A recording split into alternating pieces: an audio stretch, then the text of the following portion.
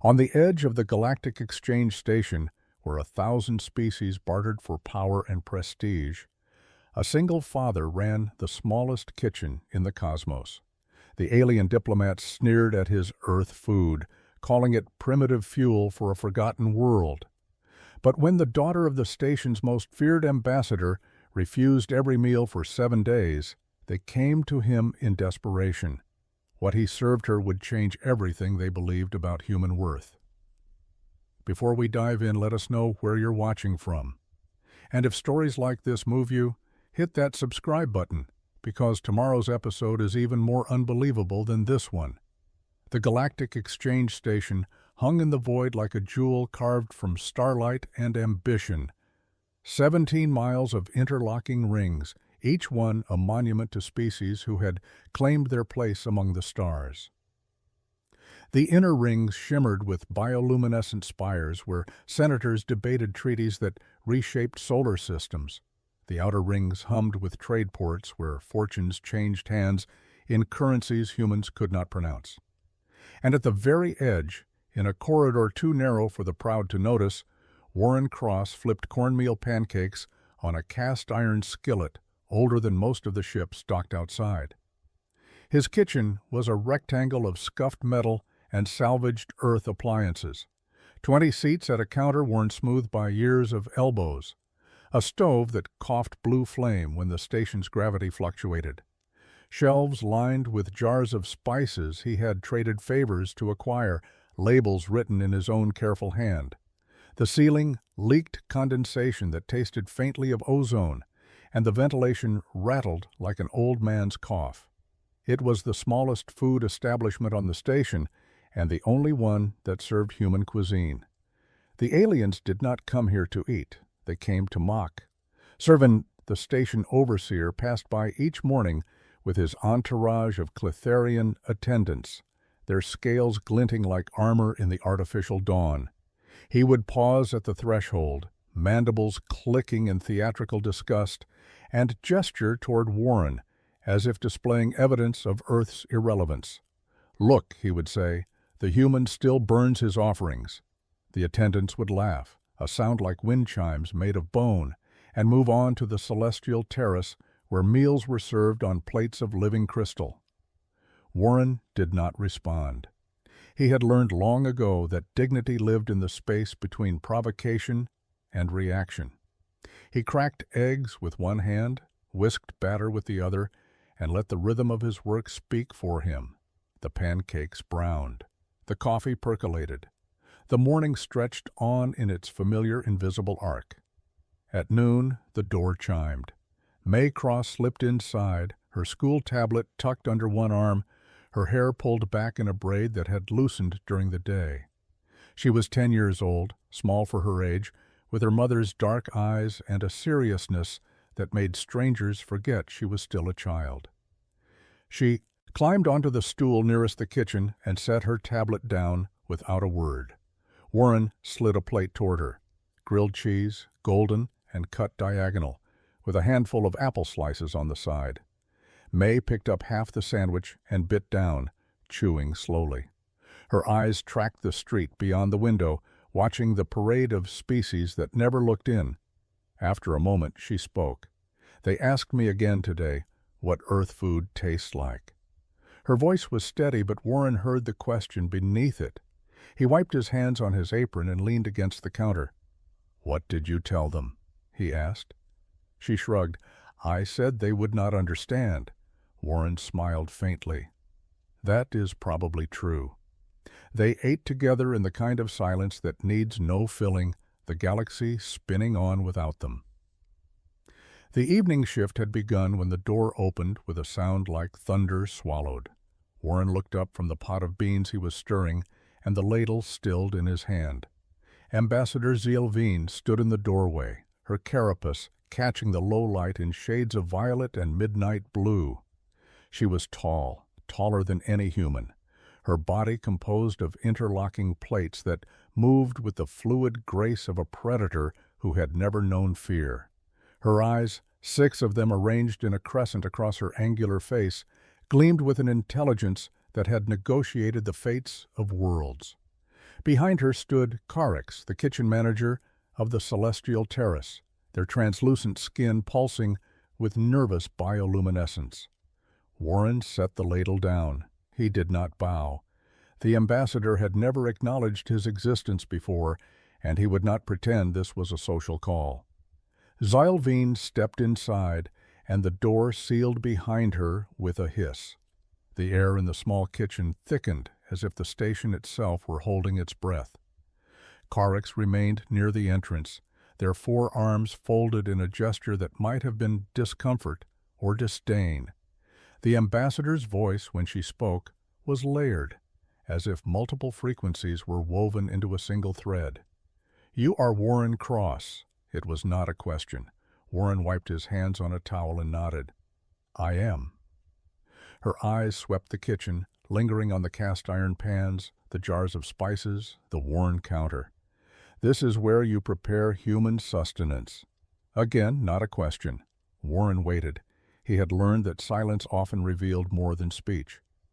Xylvine's mandibles shifted, a subtle gesture that in her species indicated something close to vulnerability. "My daughter has not eaten in 7 days," she said. The words fell into the room like stones into still water. Warren's expression did not change, but his focus sharpened. 7 days was a long time for most species, and for a child it could be dangerous. He glanced at Carix, whose bioluminescence had dimmed to a sickly green. "They have tried everything," Carix said quietly. "Phloxian nectar, Andorian spore cakes. She refuses all of it." Warren looked back at the ambassador. Her 6 eyes were fixed on him with an intensity that could have burned through hull plating. "Why come to me?" he asked. Xylvine's carapace plate shifted, a ripple of something that might have been anger or shame. "Because you are the last option," she said. "Because every physician on this station has examined her and found no illness.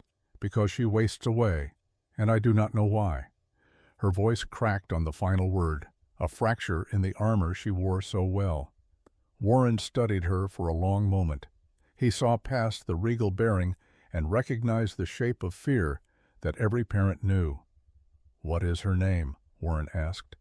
"Nix," the ambassador said softly. Warren nodded. "Bring her tomorrow morning. Early, before the station wakes. I will see what I can do." Xylvine's eyes widened slightly. "You will help." Warren met her gaze. "I am a father before I am anything else." The ambassador inclined her head, a gesture of respect Warren had never seen directed toward a human. "Tomorrow," she said, and the door closed behind her. Dawn on the station was a programmed affair, lights gradually brightening along the corridors to mimic a sun that existed only in memory for most species aboard. Warren arrived at his kitchen 2 hours before the usual opening, moving through the quiet halls like a ghost among sleeping giants. He unlocked the door, fired up the old stove, and began preparations not for customers, but for a child he had never met. The door chimed at precisely 0600 hours. Xylvine entered first, her carapace dimmed as if she had not slept. Behind her, barely visible in the shadow of her mother's frame, came Nix. Warren stopped measuring flour and looked at the small figure who stepped into the light. She was perhaps 3 feet tall, her carapace still soft with youth, pale lavender streaked with silver. Her eyes, smaller versions of her mother's, held a darkness that had nothing to do with color. She moved with the careful slowness of someone who had forgotten why movement mattered. Warren wiped his hands and came around the counter. He did not crouch to her level as adults often did with children, did not speak in the bright false tones that made kids feel patronized. He simply pulled out a stool and gestured to it. "Nix," he said quietly. She looked up at him, then at the stool, then climbed onto it with effort that showed how weakened she had become. Xylvine remained standing near the door, her 6 eyes tracking every movement her daughter made. Warren returned to the counter and resumed his work. He did not ask Nix why she would not eat. He did not prod or question or try to coax words from her. Instead, he moved through his kitchen with the steady rhythm of a man who understood that sometimes presence mattered more than speech. He measured cornmeal into a bowl, cracked eggs, poured buttermilk that he had traded a week's salary to acquire. His hands worked while his attention stayed soft, peripheral, aware of the small, alien child who sat watching him with eyes that had seen too much. After several minutes of silence, Nix spoke. Her voice was barely above a whisper, brittle as old paper. "Everything tastes like ash." Warren did not pause in his stirring. He nodded once, a simple acknowledgement. "When did it start?" he asked. She was quiet for so long he thought she might not answer. Then, almost inaudibly, she said, "When the sky fell." Warren's hand stilled. He had heard rumors, fragments of news that filtered through the station's gossip networks. A colony world destroyed, a diplomatic mission gone wrong. He had not connected it to the ambassador, to this child. He set down the bowl and looked at Nix directly for the first time. She met his gaze, and in her eyes he saw the same hollowness May had carried after her mother died. Not hunger of the body, but hunger of the soul, the kind that turned food to dust because nothing could fill the absence left behind. Warren understood then what physicians could not diagnose. This was not a medical problem. This was grief wearing the mask of starvation. He picked up the bowl again and began to mix with quiet purpose. And for the first time in 7 days, Nix leaned forward slightly, watching. Warren worked in silence, his movements deliberate as a monk performing ritual. The cornmeal batter sat in its ceramic bowl, pale gold and thick as morning fog. He did not rush toward it. Instead, he turned to the small pantry behind the counter and began pulling ingredients that made Zylvine's mandibles twitch in confusion. A jar of honey, amber and slow. A bundle of fresh jalapeños, their green skin tight and gleaming. A small tin of butter he had been saving for a special occasion. From the lowest shelf, wrapped in cloth that smelled faintly of cedar, he retrieved his grandmother's cast iron skillet. The skillet was older than the station, older than humanity's first stumbling steps into the void.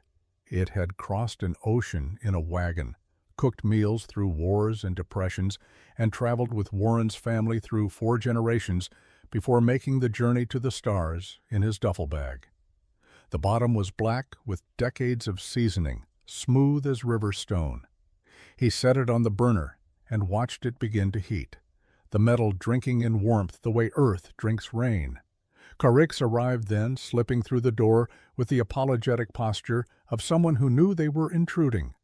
Servin had sent them, ostensibly to observe, but Warren suspected the kitchen manager's curiosity had won out over their disdain.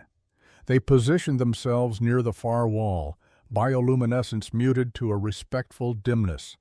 Warren ignored them. His attention belonged to the skillet, to the child sitting silent at the counter, to the ambassador whose hope and skepticism warred visibly across her elegant features. He began with butter, dropping a tablespoon into the heating pan. It sizzled and sang, spreading into a golden pool that filled the kitchen with richness. Nix's head lifted slightly, her antennae quivering. Warren noted this but did not acknowledge it. He poured the batter into the skillet, watching it spread and settle, listening to the soft hiss as moisture met heat. The cornbread began to rise, its surface bubbling gently like a field of tiny volcanoes. While it cooked, Warren sliced the jalapeños with quick, precise cuts, each piece thin enough to see light through. He arranged them in a small bowl and drizzled honey over them, the amber liquid pooling among the green crescents. The scent rose sharp and sweet simultaneously, a contradiction that somehow made perfect sense. Carrix shifted uncomfortably, their translator unit struggling to find words for smells that had no equivalent in their experience. The cornbread browned, its edges crisping to deep gold. Warren slid a knife along the edge, loosening it from the iron, then flipped the entire skillet in one smooth motion. The bread turned in the air and landed perfectly, its top now facing the heat. Zylvine watched this display of casual skill with 6 eyes that missed nothing. "This is primitive," she said, but her voice lacked conviction. Warren glanced at her while reaching for the honey jar. "Primitive does not mean worthless," he replied. "Sometimes the oldest ways remember what the new ones forgot." He drizzled honey across the browning surface and began pressing the jalapeno slices into the bread, each one sinking slightly into the golden crust. The kitchen filled with a scent that stopped all conversation. The cornbread emerged from the skillet like something conjured rather than cooked. Warren slid it onto a wooden cutting board worn smooth by decades of use, and for a moment he simply let it rest, steam rising from its surface in lazy spirals. The jalapenos glistened where they had been pressed into the crust, each slice caramelized at the edges, the honey darkened to the color of old bronze.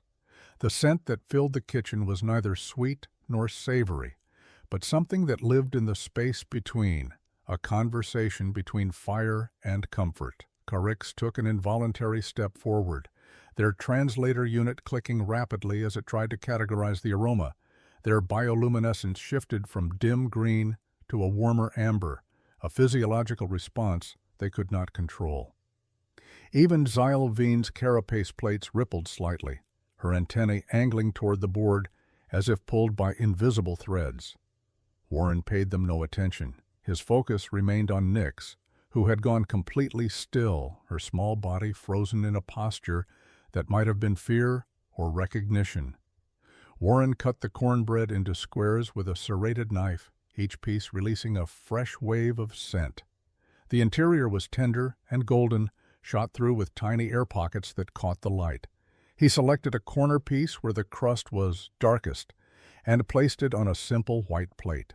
No garnish, no decoration, no attempt to elevate it beyond what it was. He set the plate on the counter in front of Nyx and stepped back, giving her space, giving her choice.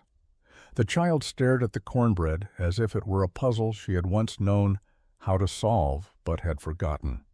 Her hands remained in her lap, small and still. Warren returned to the stove and began cleaning his tools, the scrape of spatula against iron filling the silence. He did not watch her directly, did not pressure her with expectation. He had learned this with May, that sometimes the most important thing you could offer someone was the freedom to approach on their own terms. Minutes passed. The steam from the cornbread thinned and faded. Xylvine shifted her weight, mandibles parting as if to speak, but Warren caught her eye and gave the smallest shake of his head. Not yet. Let her choose. The ambassador's 6 eyes narrowed, but she held her silence. And in that moment, Warren saw the strength it took for her to trust a human stranger with her daughter's life. Nyx reached out slowly, her fingers hovering above the cornbread as if testing for heat or danger. Then, with a movement so gentle it barely disturbed the air, she pinched off a small piece from the corner. She brought it to her mouth and paused, and Warren could see her steeling herself against disappointment, against the ash taste that had haunted every meal for 7 days. She placed the piece on her tongue, her eyes closed. And something in the small kitchen shifted, like a lock turning after years of rust, like a door opening onto a room everyone had thought was sealed forever. Nyx's eyes remained closed for a heartbeat longer than necessary, as if she were afraid to open them and find the moment false. Her small frame trembled, antennae quivering with something that looked like recognition fighting against disbelief. Warren stayed at the stove, his back partially turned, giving her the dignity of privacy in her vulnerability. He scraped the skillet clean with steady strokes, the sound a quiet counterpoint to the silence that had grown heavy with waiting. When Nyx's eyes finally opened, they were wet. Warren had not known her species could produce tears, but there they were, clear as water, tracking down the pale lavender of her face. She looked down at her fingers still holding the small piece of cornbread, then back at the plate, then at Warren with an expression that held too many emotions for her young features to contain. Her mouth opened, but no words came, only a small sound like a bird might make when learning its first song. She reached for the plate with both hands, no longer cautious, no longer testing. She broke off a larger piece and ate it, chewing slowly, deliberately, as if trying to memorize every texture and flavor. Then another piece, and another. The tears came faster now, streaming down her face in quiet rivers. But she did not stop eating. She ate the way someone drinks water after days in a desert, with desperate gratitude and something close to disbelief. Zilvine moved forward, her carapace plates shifting through colors. Warren had never seen on her before. She reached out as if to touch her daughter's shoulder, then stopped, her hand hovering in the air. Her 6 eyes glistened with moisture of their own, and when she spoke, her voice was barely a whisper. "Nix, what is it? What do you taste?" The child looked up at her mother, Cornbread still clutched in her small hands, and said in a voice broken by weeping, "I taste home." The word hung in the air like a bell that had been struck. Carrick's bioluminescence flared bright gold, then dimmed to nothing, their entire body going still. Zilvine sank slowly to her knees, bringing herself level with her daughter, and for the first time since entering the kitchen, her diplomatic composure shattered completely. She pulled Nix into her arms, careful of her own sharp edges, and held her while the child ate and wept and ate some more. Warren turned away to give them their moment. He reached for another plate and cut a second square of cornbread, this one from the center where it was softest. He set it beside the first without comment, then moved to the far end of the counter and began preparing coffee. The ritual of grinding beans and measuring water gave the ambassador and her daughter the space they needed, the illusion of privacy in the small kitchen. Behind him, Nix's voice rose again, stronger now, speaking in her own language. Warren did not understand the words, but he understood the tone. It was the sound of something lost being found, of a door that had been locked from the inside, finally opening. Carricks stepped closer to the counter, their voice soft with wonder. "What did you do?" they asked. Warren poured hot water over the grounds and watched them bloom. "I remembered," he said simply. The coffee finished brewing in slow, patient drips, while Nix ate her second piece of cornbread with the focused intensity of someone performing a sacred act.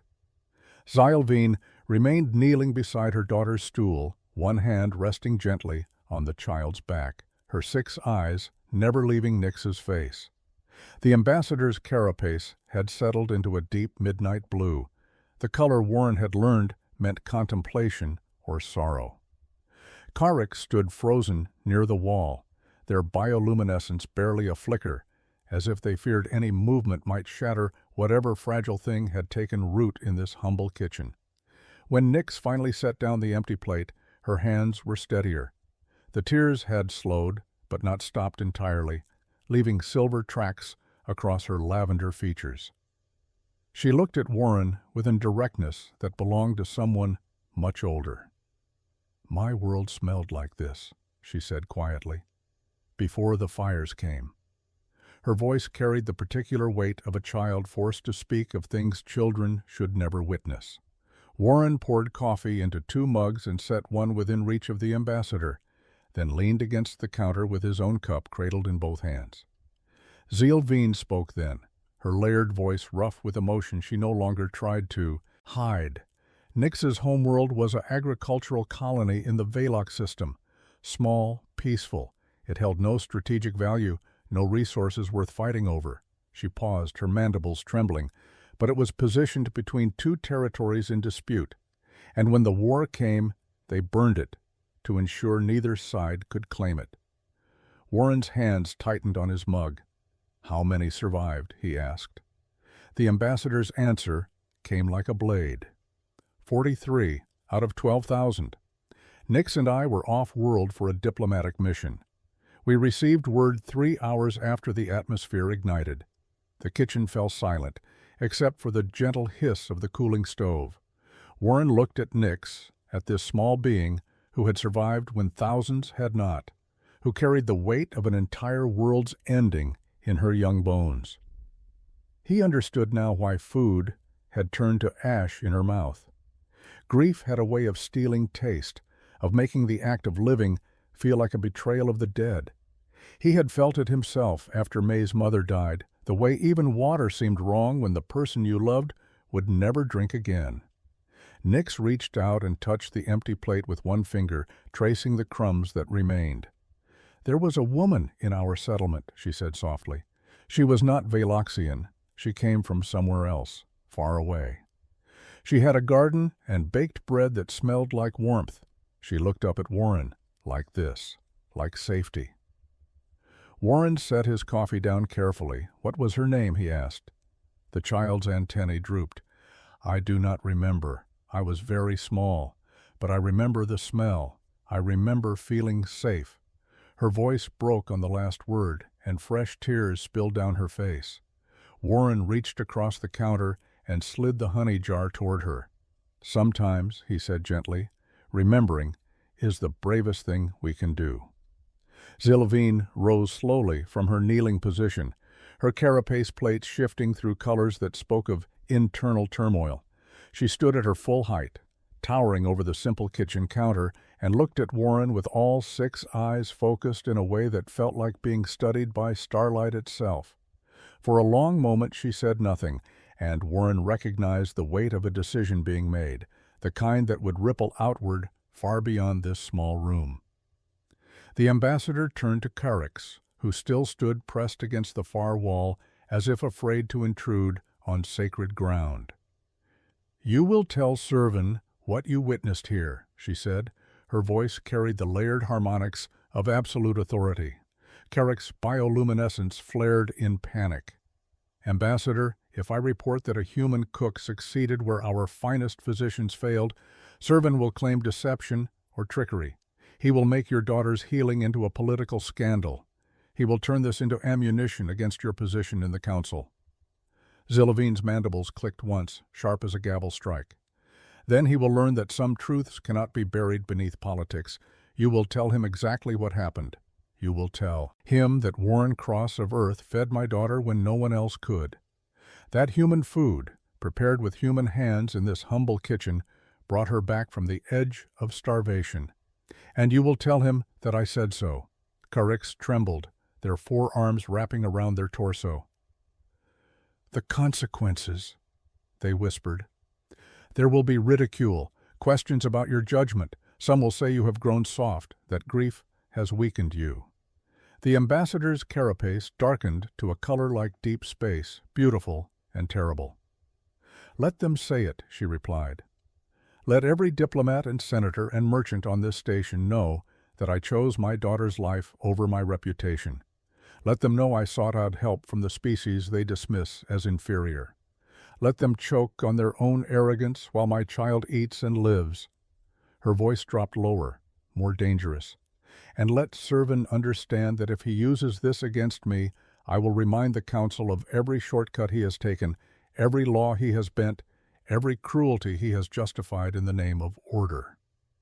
Warren refilled his coffee, deliberately staying out of the power struggle unfolding in his kitchen. This was not his battle to fight, but Zilvine turned to him, and her expression softened into something approaching humility. "You gave me back my daughter," she said. "Not with technology or medicine or diplomatic maneuvering, with food, with care, with knowledge that my people dismissed as primitive." She paused, and when she spoke again, her voice carried wonder. "How did you know what she needed?" Warren looked at Nix, who had grown drowsy in her stool, her small body finally relaxing after 7 days of tension. "I knew because I am a father," he said simply. "And because grief speaks the same language in every species. It takes away taste, color, meaning.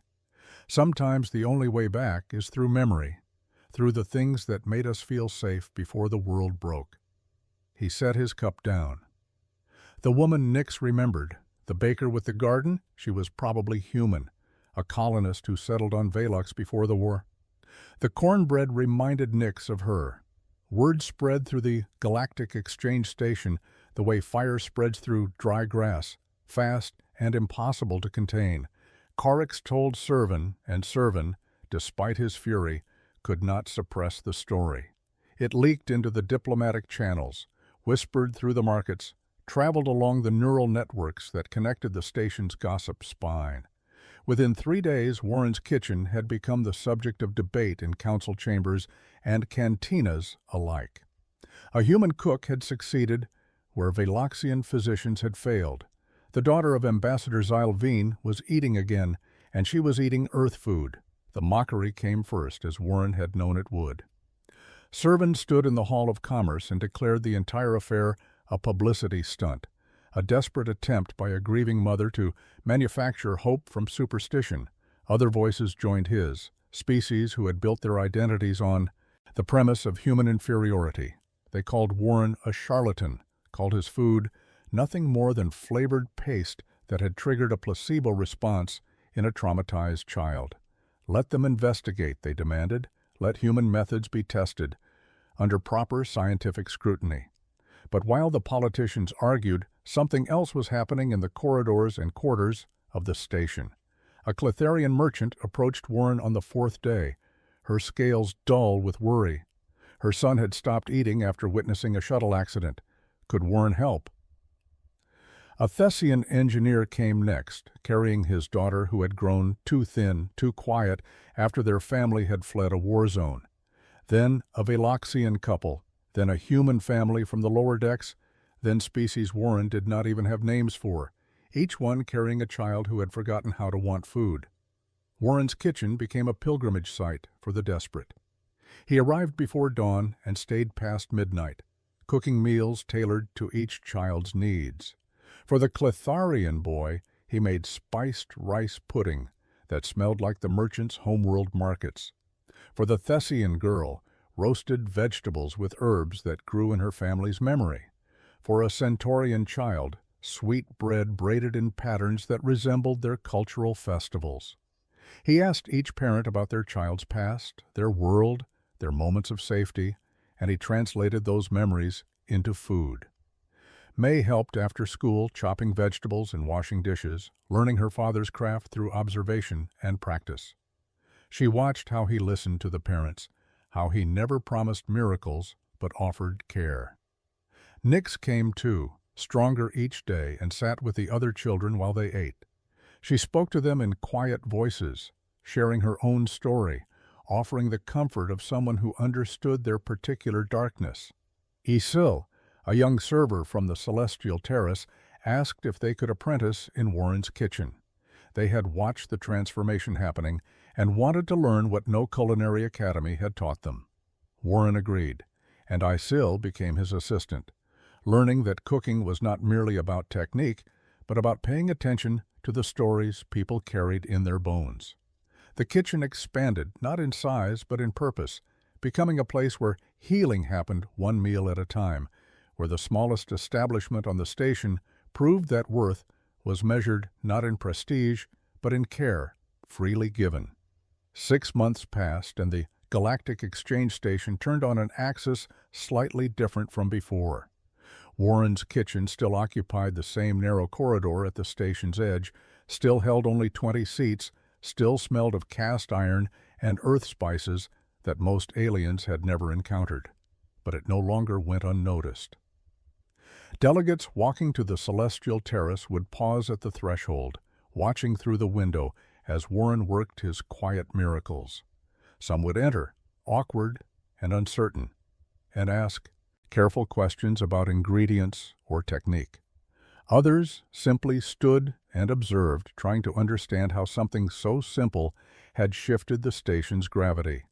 Servan never apologized, but his mockery ceased. He walked past the kitchen each morning without comment, his entourage of Clitherian attendants now smaller and less bold.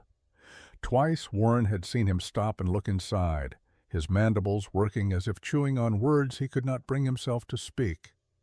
On the second occasion their eyes met briefly, and Warren saw something that might have been shame or respect or the complicated mixture of both. He nodded once. Servan did not nod back, but he did not sneer either, and that itself was progress. Zylvine visited every week, bringing Nix for what she called culinary therapy, but what everyone recognized as simply spending time in a place that had given them both something precious. The ambassador had changed in subtle ways.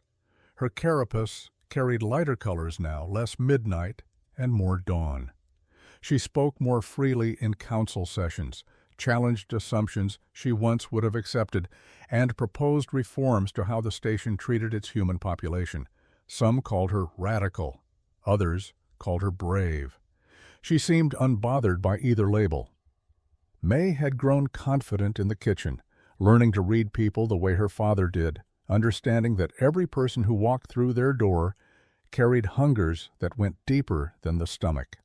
She and Nix had become friends despite the galaxy's insistence that such friendships were unlikely. They did homework together at the corner table, argued about music and politics and whether Centaurian poetry made any sense, and created the kind of bond that proved species barriers were choices rather than laws. Warren continued his work with the same steady rhythm he had always carried. He arrived before dawn, prepared his station, and cooked for whoever came through the door. The kitchen had waiting lists now, families requesting appointments weeks in advance. But Warren refused to expand or franchise or turn his craft into an empire. "This is not about scale," he told Azel one evening while teaching them to fold dumplings. "This is about attention.